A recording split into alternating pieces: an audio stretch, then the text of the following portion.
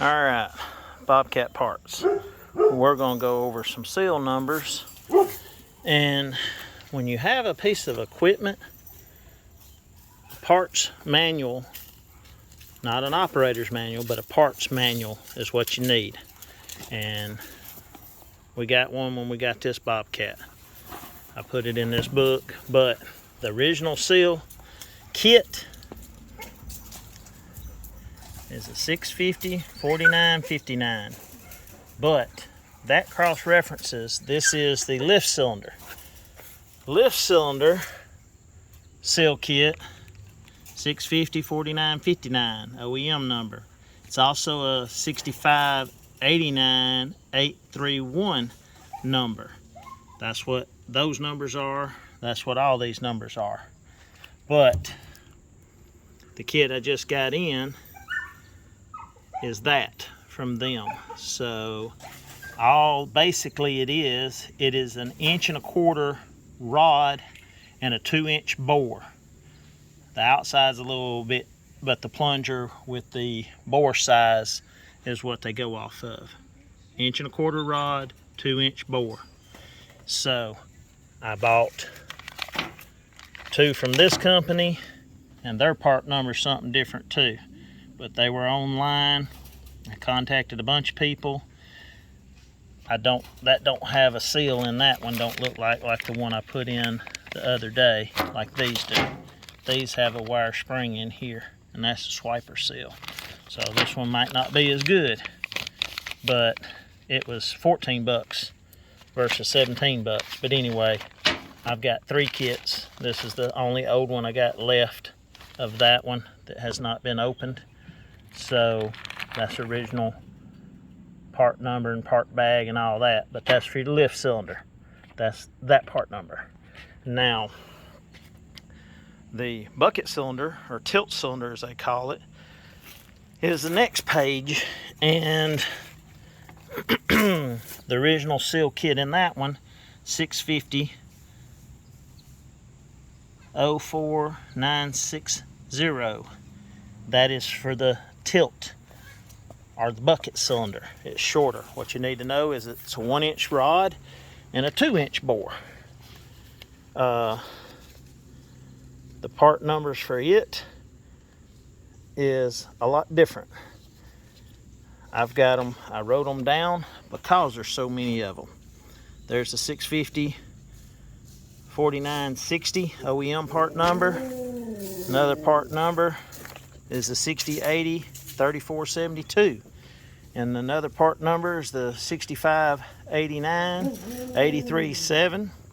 This one's the common one here, I think, the 7137771. And then you got a 6587 790. And then you got a 6661288. And I just got my other one in the mail. And the part number for it, this is supposed to be the long cylinder, 650 4959. That goes, it's not that number, but that's what it's for. There's the 59, like I said, the 31 and the 59 is the OEM numbers.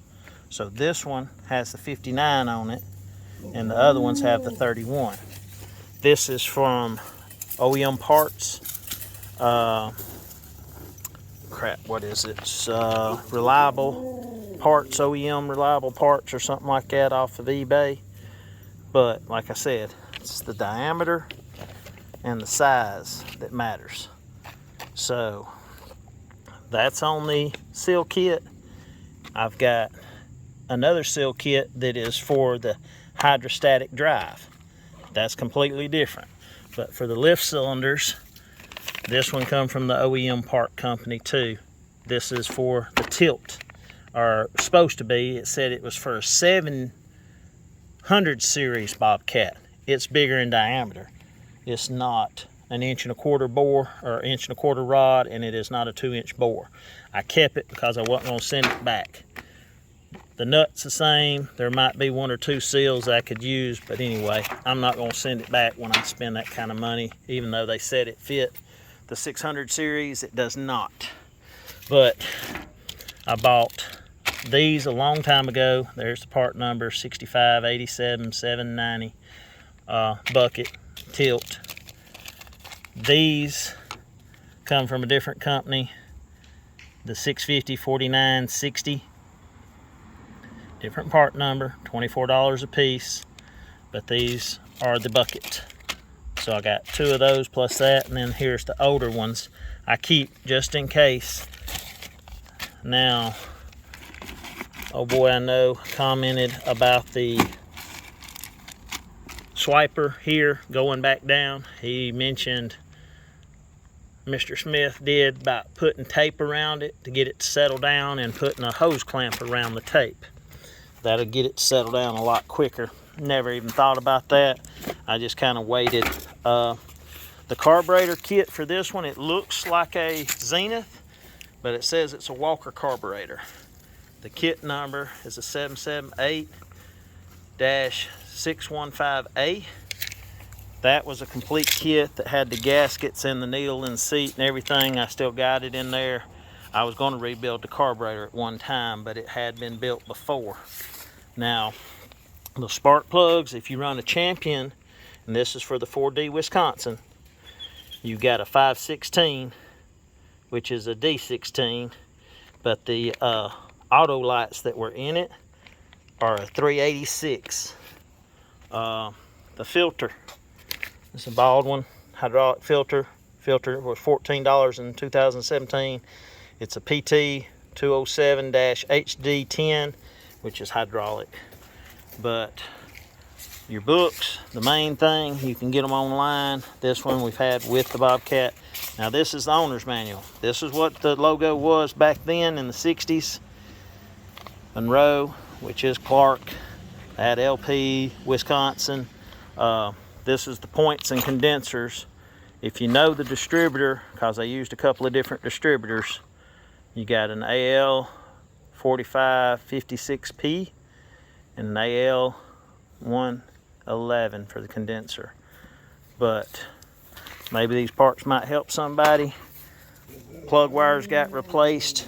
They were some Chryslers. I keep packing list from where I get it. Reliable aftermarket parts was the hydraulic seals. Loader services, the Kubota and Bobcat. These are some from the 90s when they were in Birmingham and Green Springs, and they moved. They're way down in Pelham now, and these are some other ones off of the internet, and the hydraulic lines and hoses, and just keep up with the stuff. It's easier to have part numbers and books. Owner's manual's good. Like I said, that one covers the 400 series, 500, 600, and 610 was bigger, and it's a little different. So that's why that seal kit didn't work. Said 600 series, they're not the same. All of them are different. This is the hydrostatic drive part. They have very fragile ceramic or graphite style, like what goes inside of a shock. They break. They're $9 a piece. Might not even be able to get them anymore. But the part number on them was a 6516301. They were $9.33 a piece. Bobcat seal. The O-ring repair kit for that is a 6661441. That's the new number. The old number is a 6561717. And this seal is separate. It goes with it though. It comes in the kit, but it's a Federal Mogul 1037. I haven't had to get back in the hydrostatic drive. The best thing to do is to take the hose off from the top, get the belt on it, and then put the hose back on top, and not to mess with the hydrostatic drive part. And when it starts to slip and be wore out, your belt needs to be replaced. And right now, I got to try to find a belt. I got one down here. I might go see if it's got the part number on it. But those are the seals. And this was a kit that had points and condensers, I think. I'm not sure. It's been so long. but you can't even see the part number anymore on it, which it might have been stapled on that seal kit. It had some other cross references, part numbers on the back, so why I kept it. Made in the USA, but anyhow, I'm gonna put this stuff back the way I had it.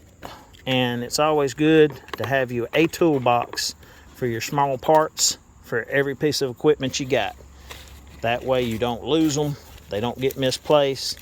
Like these are all the bucket seals, and then this side is going to be all the lifting seals, which I've got 5 new ones now, and I can put the old ones in the bottom, but I keep the old ones because parts are still good on some of them. But I'm going to throw them in the bottom here and put the new ones up top, and then we'll go from there. And I keep a parts number in here, and I keep one in the book where I'll know next time I open the book stays upstairs because the basement's got a lot of moisture, but the book stays with all my parts books. So if you got any questions, shoot me a message. Hopefully that'll help somebody in the long run with some parts if they have trouble with parts. Put that one in the bottom because it ain't gonna do me no good. And walk down here, I'll pause it, walk down here and check this belt out, see if it's got a part number on it, and if it does, I'll shoot you the part number, and if not, we'll end the video and appreciate it, and hope everybody has a good weekend. And I don't have to rebuild nothing on the Bobcat right now, it's working. So let's go see the part number on that belt. I knew I kept this for some reason. When you got so much junk, you never throw nothing away. This thing's a 68 model, still works. But Monroe 65 15 271 DF 42-5893, and the other number looks like a 21K. No, that's a 2IKI 1.5. Don't know what those numbers are for, but those are the only numbers on this belt. This belt might be in better shape than the one that's on there. It was brand new. Somebody dropped a portable phone down in there and it got stuck right down in there. Hold on. It got stuck on this side, in between that and the side of the housing. You can see the other numbers right there. Let me see if I can get a shot. They're on top there. 6515271 DF 461155. So the DF number's different, but the other number looks to be the same. And I cannot make out the little number. Hold on, let's see.